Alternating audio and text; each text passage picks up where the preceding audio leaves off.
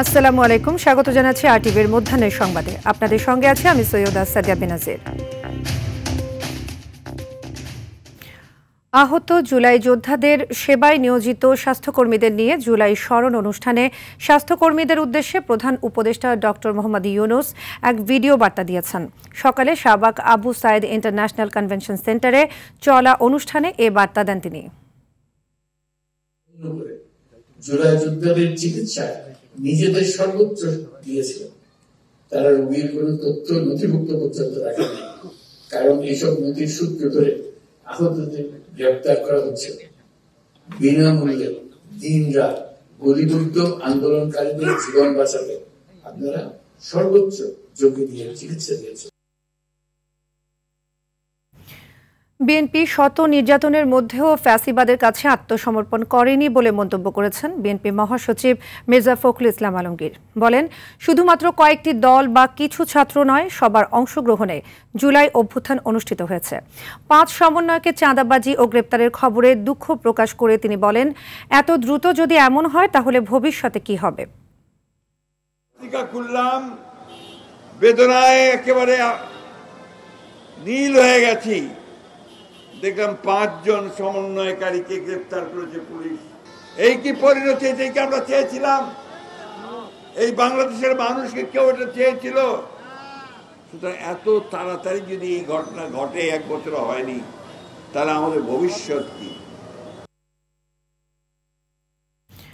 আলোচনা নিষ্পত্তি করে ঐকমত্যের বিষয়গুলো জাতীয় সনদে অন্তর্ভুক্তি করে দেশের আগামী দিনের পথরেখা তৈরি করতে চাইছে জাতীয় ঐকমত্য কমিশন। এমন মন্তব্য করেছেন জাতীয় ঐকমত্য কমিশনের সহসভাপতি অধ্যাপক আলী রিয়াজ। বলেন, কতগুলো মৌলিক বিষয়ে অগ্রগতি হলেও এখনও নিষ্পত্তি হয়নি। ফরেন সার্ভিস একাডেমিতে 2য় ধাপের 20তম বৈঠকের সূচনা বক্তব্যে কথা বলেন আলী রিয়াজ। দেশে আর যেন কখনো ভয়াবহ পরিস্থিতি তৈরি না হয়, তার জন্য রাজনৈতিক দলগুলোকে ঐকমত্যের জায়গায় এসে দেশকে এগিয়ে নেওয়ার আহ্বান জানান তিনি। জাতীয় সনদের প্রাথমিক খসড়া দুপুরের মধ্যে পৌঁছে দেওয়া হবে রাজনৈতিক দলগুলোর কাছে। সাংবিধানিক ও সংবিধিবদ্ধ প্রতিষ্ঠানের নিয়োগের বিষয়ে আলোচনা আজ শেষ হবে বলেও প্রত্যাশার কথা জানান আলী রিয়াজ।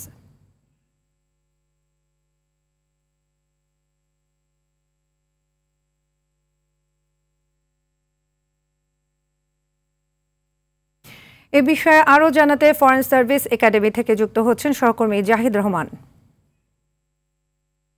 জাহিদ, শেষ মুহূর্তে যেহেতু জোরে সোরে আলোচনা এগোচ্ছে, সে বিষয়ে রাজনৈতিক দলগুলো কি বলছে আর কি বিষয়বহুল আলোচনা হবে জানাবেন।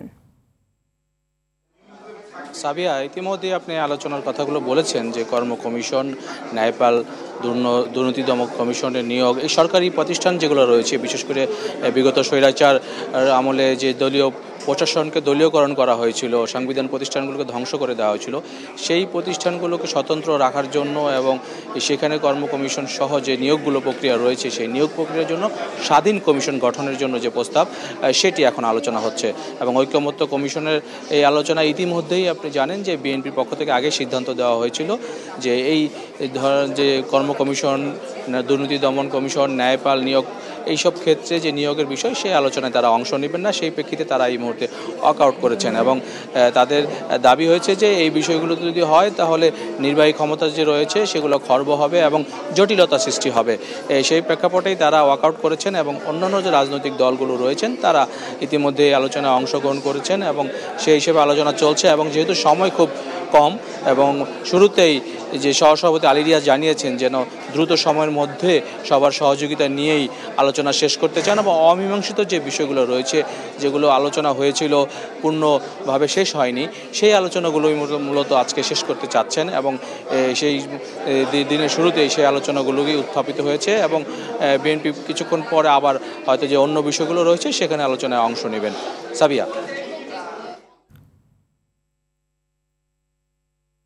ধন্যবাদ জাহিদ। জুলাই গণ অভ্যুত্থানে প্রথম শহীদ রংপুরের বেগম রোকেয়া বিশ্ববিদ্যালয়ের শিক্ষার্থী আবু সাইদ হত্যার ঘটনায় মানবতাবিরোধী অপরাধের মামলার আনুষ্ঠানিক অভিযোগ গঠনের শুনানি আজ। বিচারপতি নজরুল ইসলাম চৌধুরী নেতৃত্বাধীন 3 সদস্যের ট্রাইব্যুনাল 2-এ হবে এ শুনানি। এর আগে গত 22 জুলাই সবশেষ শুনানিতে এ মামলার পলাতক 24 আসামিকে হাজির হতে পত্রিকায় বিজ্ঞপ্তি প্রকাশের নির্দেশ দেয় আদালত। পরে পলাতক আসামিদের জন্য 4 আইনজীবী নিয়োগ দেওয়া হয়। এ মামলায় গ্রেপ্তার আছেন বেগম রোকেয়া বিশ্ববিদ্যালয়ের প্রক্টর শরীফুল ইসলাম, বরখাস্ত হওয়া 2 পুলিশ সদস্য আমির হোসেন ও সুজন চন্দ্র রায় সহ 6 আসামি। এছাড়া সাভারের আশুলিয়ায় 5 আগস্ট 6 লাশ পোড়ানোর মামলা এবং লক্ষ্মীপুরে 4 আগস্ট সংঘটিত মানবতাবিরোধী অপরাধের মামলার শুনানিও আজ ট্রাইব্যুনাল 2-এ অনুষ্ঠিত হবে। সকালে এ 3 মামলার 17 আসামিকে ট্রাইব্যুনালে হাজির করা হয়।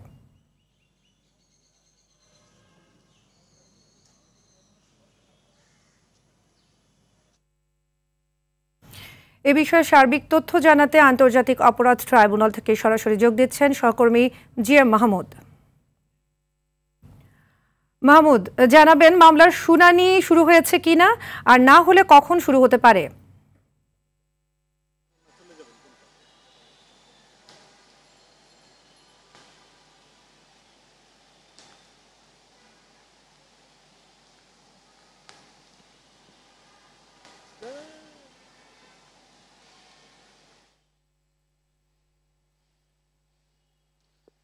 আজ আন্তর্জাতিক ট্রাইব্যুনালে মোট 3টি মামলার শুনানি রয়েছে। এর মধ্যে লক্ষ্মীপুর 4 আগস্ট যে মানবতা বিরোধী অপরাধ সংঘটিত হয়েছে সেই মামলাটির শুনানি ইতিমধ্যে শেষ হয়েছে। এই মামলার শুনানিতে কিন্তু 2 আসামিকে, সেখানে লক্ষ্মীপুর আওয়ামী লীগের উপজেলা সভাপতি তাকে সহ 2 জনকে কারাগারে পাঠানোর নির্দেশ দেওয়া হয়েছে এবং বাকি 3 জনকে জিজ্ঞাসাবাদের অনুমতি দিয়েছে এবং পরবর্তী শুনানি এই মামলার 28 সেপ্টেম্বর। এছাড়া আরও 2টি মামলা রয়েছে, যেখানে সবচেয়ে উল্লেখযোগ্য হচ্ছে আবু সাইদ হত্যা মামলা।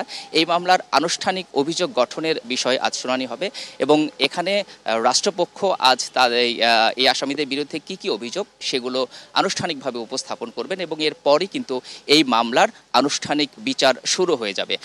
এবং এই মামলায় কিন্তু অনেকজন সাক্ষী হয়েছেন। এর মধ্যে উল্লেখযোগ্য হচ্ছে ডাক্তার, যে ডাক্তারকে দিয়ে আবু সাইদের হত্যা মামলার রিপোর্ট করানো হয়েছে।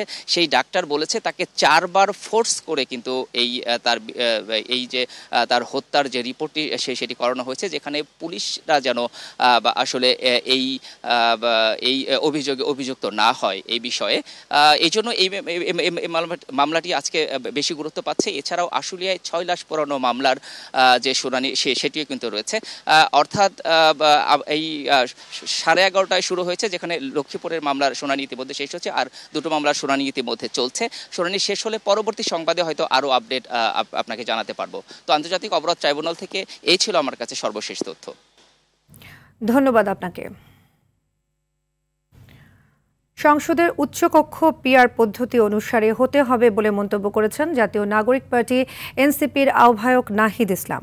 জামালপুরে জেলার শহীদ পরিবারের সদস্যদের সঙ্গে সাক্ষাৎ শেষে তিনি এ মন্তব্য করেন। দেশ গড়তে জুলাই পদযাত্রার 28তম দিনে আজ এ জেলায় পদযাত্রা ও জনসভা করবে দলটির কেন্দ্রীয় নেতৃবৃন্দ। বেলা 11টার পর শুরু হয় পদযাত্রা। পরে শহরের ফৌজদারি মোড়ে পথসভা শেষে ময়মনসিংহের উদ্দেশ্যে রওনা দিবেন তারা।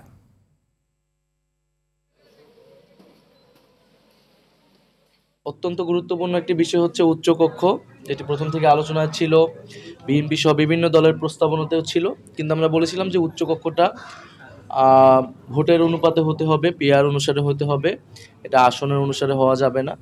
ফলে উচ্চকক্ষ আমাদের ক্ষমতার ভারসাম্য এবং জবাবদিহিতার জন্য অত্যন্ত গুরুত্বপূর্ণ। সে বিষয়ে এখনো ঐক্যমত আসেনি।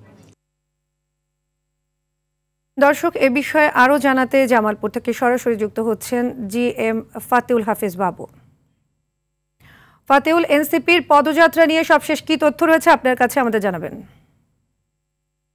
সাদিয়া, আপনাকে ধন্যবাদ। আমি এখন দাঁড়িয়ে আছি জামালপুরের যে ফৌজদারি মোড় এলাকা। এখানে কিন্তু আজকে কিছুক্ষণ আগে অর্থাৎ 12টা নাগাদ জামালপুরের তমালতলা মোড় থেকে ফৌজদারি পর্যন্ত এখানে তাদের যে পদযাত্রা অনুষ্ঠিত হবে, তার আগে সকাল 9টায় শহীদ পরিবারের সাথে মত বিনিময় করেছেন এনসিপির যে আহ্বায়ক নাহিদ ইসলাম। এই মত বিনিময় শেষে এখন পদযাত্রা অনুষ্ঠিত হচ্ছে। পদযাত্রা শেষে এই যে আমার পেছনে দেখতে পাচ্ছেন ফৌজদারি মোড়, এখানে কিন্তু তাদের যে আজকের যে সমাবেশ, সেই সমাবেশটি হওয়ার কথা হয়েছে এবং সমাবেশে প্রধান অতিথি হিসেবে উপস্থিত থাকবেন জাতীয় নাগরিক পার্টি এনসিপির যে কেন্দ্রীয় আহ্বায়ক নাহিদ ইসলাম এবং তার সঙ্গে আছেন এই মুহূর্তে আমাদের যে কেন্দ্রীয় যে মুখ্য সমন্বয়ক হাসনাত আব্দুল্লাহ, সার্জিস আলম এবং নাসিরুদ্দিন পাটোয়ারি সহ সামান্না শারমিন সহ কেন্দ্রীয় নেতৃবৃন্দ।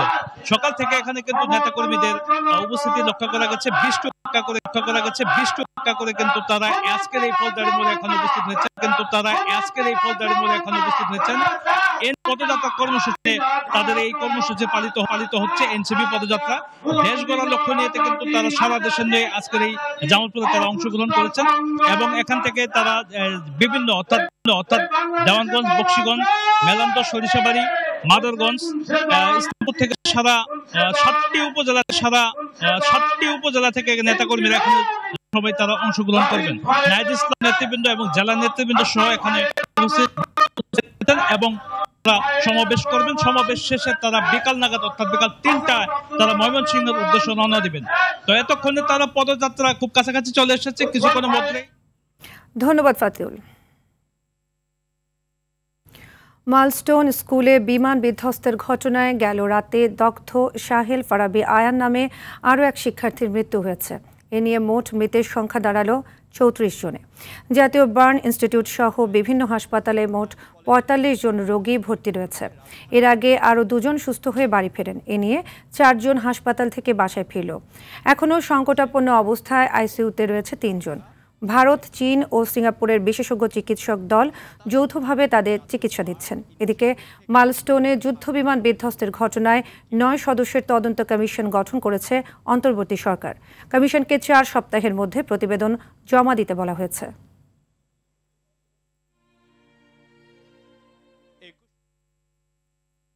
ব্রাহ্মণবাড়িয়ার আখাউড়ায় আটক সিএনজি ছেড়ে দেয়া, হয়রানি ও ড্রাইভিং লাইসেন্সের জটিলতা নিরসনের 3 দফা দাবিতে দ্বিতীয় দিনের মতো সিএনজি চালকদের অনির্দিষ্টকালের ধর্মঘট চলছে। ফলে আখাউড়া, কসবা, চান্দুরা, কাউতলি সহ বিভিন্ন রুটে সিএনজি চলাচল বন্ধ রয়েছে। অভিযোগ উঠেছে আন্দোলনকারীরা শহরের খড়মপুর বাইপাসে অবস্থান নিয়ে অন্যান্য যানবাহন চলাচলেও বাধা দিচ্ছে। এতে দুর্ভোগে পড়েছেন যাত্রীরা। তবে আখাউড়া থানার ওসি মোহাম্মদ সবিউদ্দিন জানান, শান্তিপূর্ণ কর্মসূচির অনুমতি দেওয়া হয়েছে। অন্য গাড়ি চলাচলে বাধা দিলে ব্যবস্থা নেবে প্রশাসন।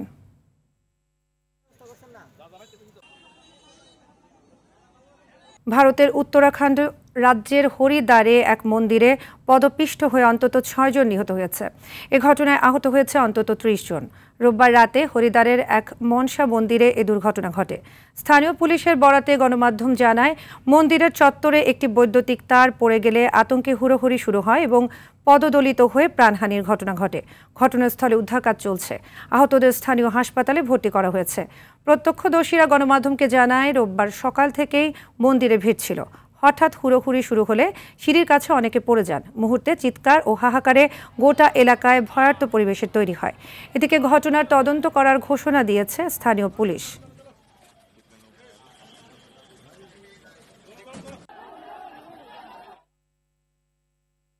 জার্মানির দক্ষিণ পশ্চিমাঞ্চলে একটি ট্রেন লাইনচ্যুত হয়ে নিহত হয়েছে অন্তত 4 জন।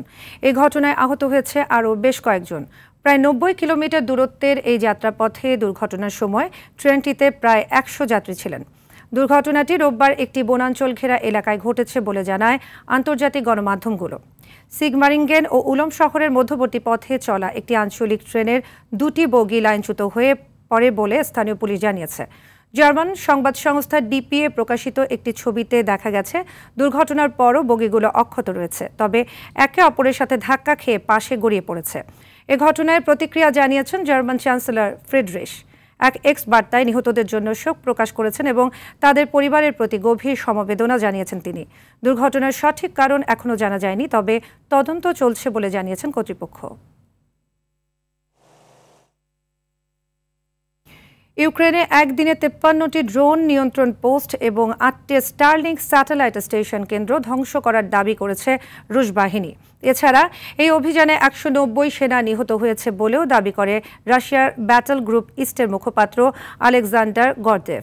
আর ব্যাটল গ্রুপ ওয়েস্ট বলেছেন, একই সময়ের মধ্যে তাদের বাহিনী ইউক্রেনীয় সেনাদের উপর হামলার ঘটনায় প্রায় 250 জনের হতাহতের ঘটনা ঘটেছে। একই সাথে 41টি ড্রোন নিয়ন্ত্রণ পোস্ট ধ্বংসেরও দাবি করেছে তারা। এদিকে রাশিয়ার প্রতিরক্ষা মন্ত্রণালয় জানিয়েছে, ইউক্রেনের পূর্বাঞ্চলের দোনেৎস্কের জেলেনিগাই এবং মালিয়েভকা গ্রাম দুটি রাশিয়ার নিয়ন্ত্রণে চলে এসেছে। এছাড়া ইউক্রেনের আকাশ প্রতিরক্ষা ব্যবস্থায় 5টি হিমার্স রকেট এবং 257টি ড্রোন ভূপাতিত করার দাবিও করেছে মস্কো। মধ্যাহ্নের সংবাদ এ পর্যন্তই। দুপুরের সংবাদ 1:45 দেখার আমন্ত্রণ রইল। ধন্যবাদ সবাইকে।